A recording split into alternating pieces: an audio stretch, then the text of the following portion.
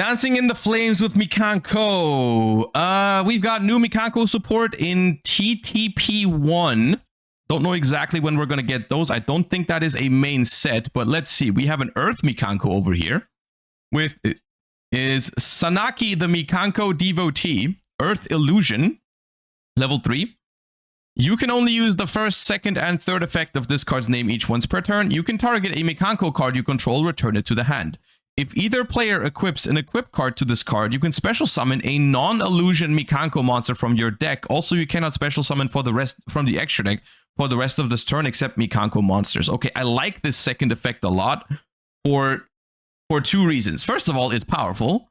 But second of all, I think the lock here is very important.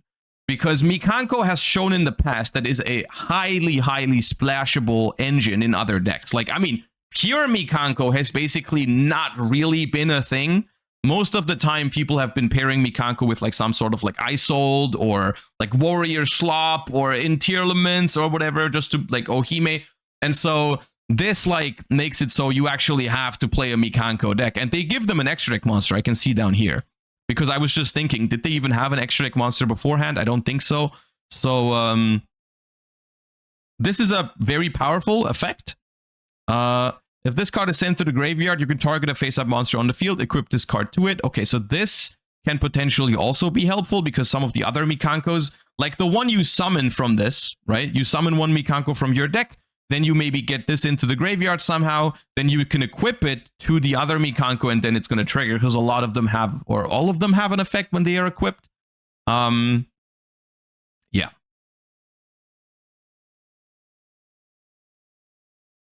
It can also be used by Sanctifier, ... Okay.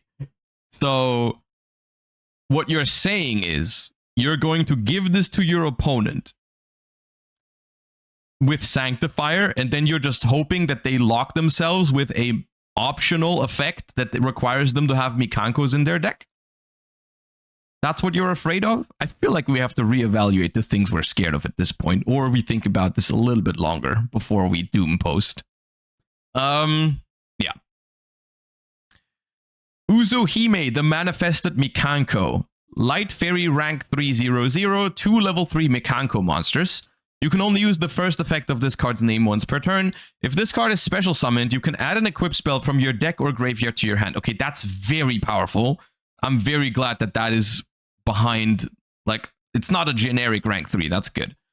Cannot be destroyed by battle. Also, your opponent takes any battle damage you would have taken from battles involving this card. If this card attacks, at the end of the damage step, you can detach a material from this card. It can make another attack in a row. Okay. Yeah, that's potentially a lot of damage if your opponent has a big monster, right? Like, you just run into it twice. Also, it adds an equip spell on summon. This seems good. It does search. Oh, wait, no, that's not once per turn even. You can do it 3 times. Oh. Yeah. No, that's a really easy, like, win con. It also searches double-edged sword, right?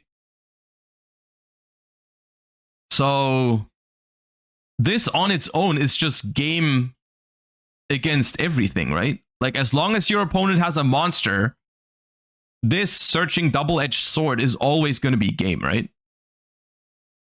Like, no matter what. But it does require your opponent to have a monster, at least, which is different from Tenpai. Well, yeah, no, that's very powerful. There's more. Okay. Oh, no, that's just an alt art. Okay. We have Mikanko Divine Dance, which is a normal spell card. You can only use the first and second effect of this card's name per turn, and only once that turn.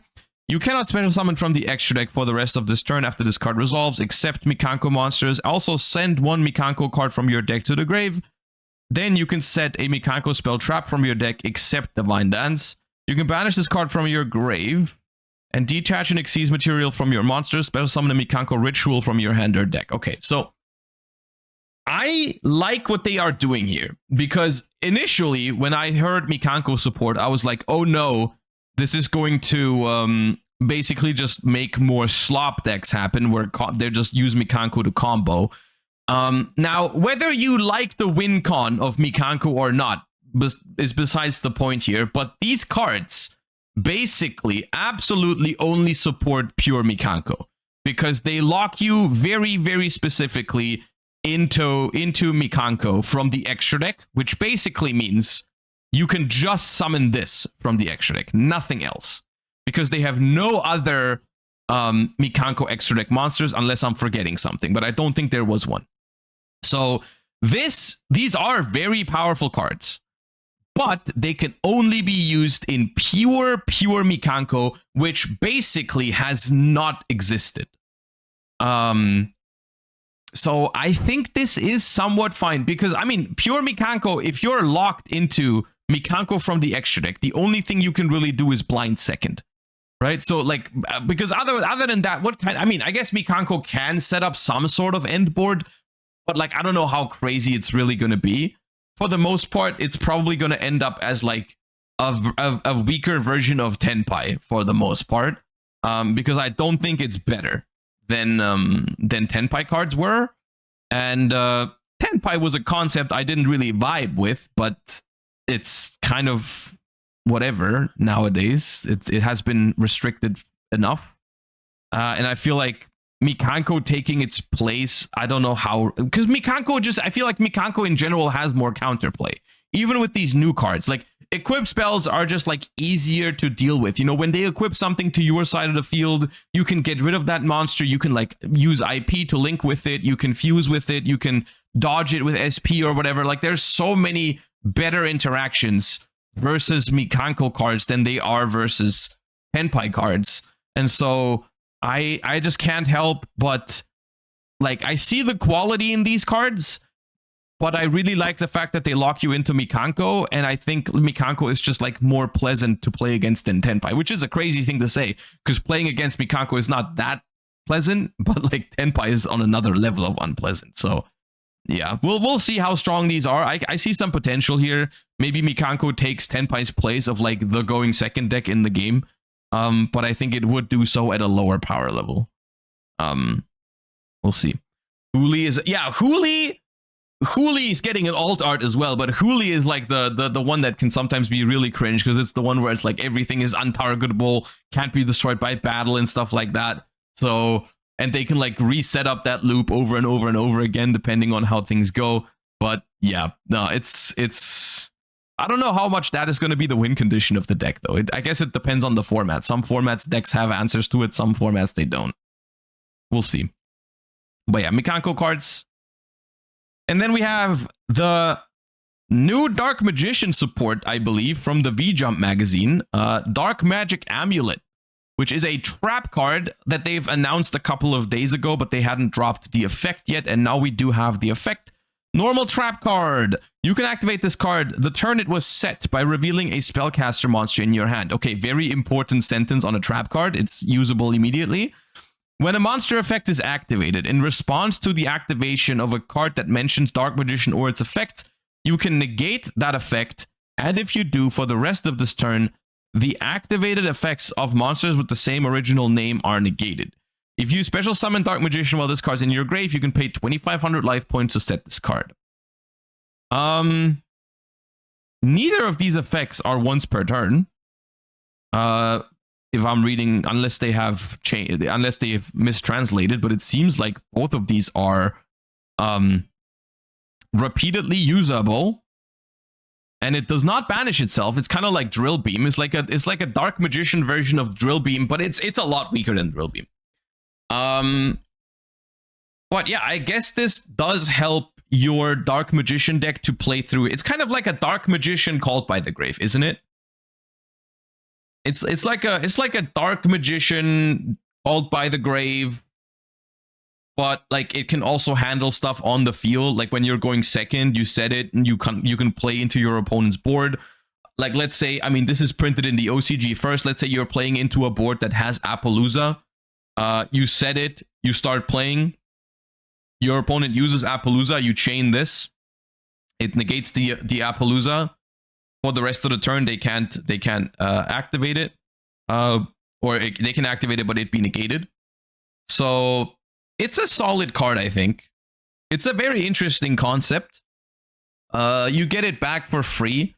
So if you can use it on your first turn to stop a hand trap and then you get it back for free later, it is something you can use on the opponent's turn. The thing is, as soon as you know it's there, it's going to be a little bit harder to use because then your opponent just might not respond to your Dark Magician effects. But I mean, that's still valuable, right? If your opponent has to stop reacting, then it's also good. It stops detonator for the whole turn, even if they eclipse it back.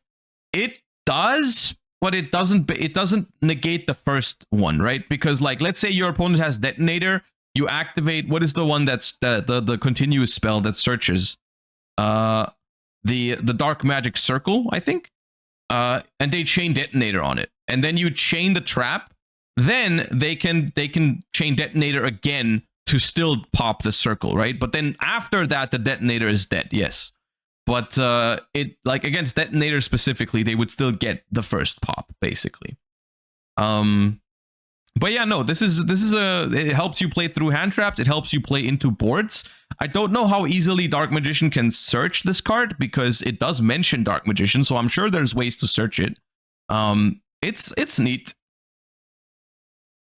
Amulet cannot negate Zeus if you can double Zeus. I mean, the thing with Zeus also is that it only stops monsters that are activated in response to your Dark Magician cards, right? So with Zeus, they would just activate it in an open game state, and then you can't negate it, right? Like, or they activate it in response to something else. So it's not like that easy to use this on certain cards. But it helps a lot with hand traps, because cards like Ash Blossom, Ghost Ogre, and so on and so forth, they have to be used in response to your cards. Cards like Baron, like playing into boards, which is more relevant for OCG and Master Rule than it is for TCG. When you're talking cards like Appaloosa or Baron, right? You can out those with it, which is neat. So it's a pretty good card.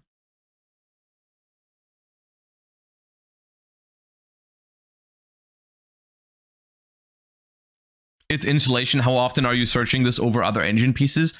I don't know about, like, I don't think the main point is that the card is searchable. I think this is something that you would just play 3 copies of and you'd hope to draw it, because as soon as you search it, it becomes a little bit weaker because your opponent knows it's there. And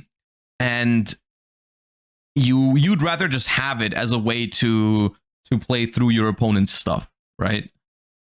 You can bluff it. You can also, it does have, it reminds me of the Malice traps in some ways, right? Because you set it before you start playing, and then your opponent has to think twice about using their interactions in a certain way, right? Like they have to think twice about, like, imperming your Magician's Rod or ashing your Dark Magic Circle or whatever it's called, right? So it kind of reminds me of those kind of cards, which I guess does definitely help the Dark Magician deck. But I don't know Dark Magician well enough, like the deck, to really say whether this solves the problems that the deck has. If, like, Dark Magician had the major problem of, like, if a deck loses to Ash Blossom, for example, this would be the perfect fit for a deck. Like, if Ash Blossom is really good against Dark Magician, then you could just play this, right?